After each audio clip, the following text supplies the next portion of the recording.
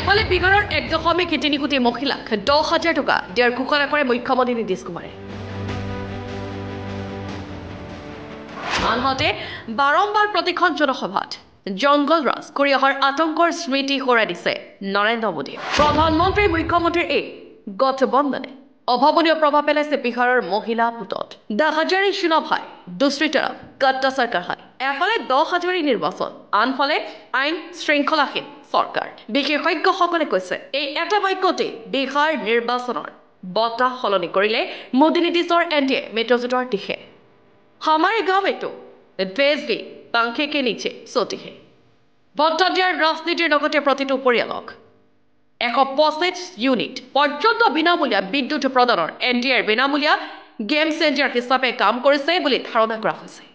এই সকলোবোৰৰ উপৰিও চেৰি অন্ত আছিল বিহাৰৰ 1.2 কোটি প্ৰবীণ নাগৰিকৰ বাৰ্ধক্য ভাত্তা 400 টকাৰ পৰা বৃদ্ধি কৰি 1100 টকা কৰাৰ তাতে নীতিশৰ ওপৰত পুনৰ ভৰসা বৃদ্ধি পায় জ্যেষ্ঠসকল।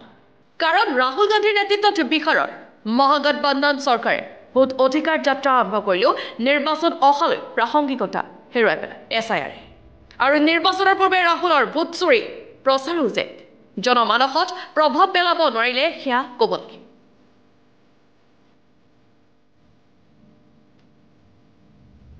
এফালে বিহাৰৰ 1.3 কোটি মহিলাক 10,000 টকা দিয়াৰ ঘোষণা কৰে মুখ্যমন্ত্ৰী নীতিশ কুমাৰে। আনহাতে বাৰম্বাৰ প্ৰতিখন জনসভাত জংগল ৰাজ কৰি অহাৰ আতংকৰ স্মৃতি সোঁৱৰাই দিছে নৰেন্দ্ৰ মোদীয়ে। প্ৰধানমন্ত্ৰী মুখ্যমন্ত্ৰীৰ এই গঠবন্ধনে অভাৱনীয় প্ৰভাৱ পেলাইছে বিহাৰৰ মহিলা পুতত। দ্য হাজাৰী চুনাভ হাই, দুসৰি তৰফ কট্টা চৰকাৰ হাই। এফালে 10,000 নিৰ্বাচন, আনফালে আইন শৃংখলাহীন চৰকাৰ। বিশেষজ্ঞসকলে কৈছে এই এটা বাক্যতে বিহাৰ নিৰ্বাচনৰ বতাহ সলনি কৰিলে মোদী নীতিশৰ এনডিএ মিত্ৰজোঁটৰ দিশে।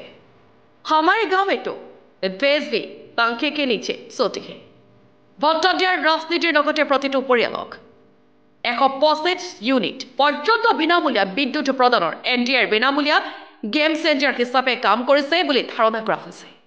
এই সকলোবোৰৰ উপৰিও চেৰি অন্ত আছিল বিহাৰৰ 1.2 কোটি প্ৰবীণ নাগৰিকৰ বাৰ্ধক্য ভাত্তা 400 টকাৰ পৰা বৃদ্ধি কৰি 1100 টকা কৰাৰ তাতে নীতিশৰ ওপৰত পুনৰ ভৰসা বৃদ্ধি পায় জ্যেষ্ঠসকল।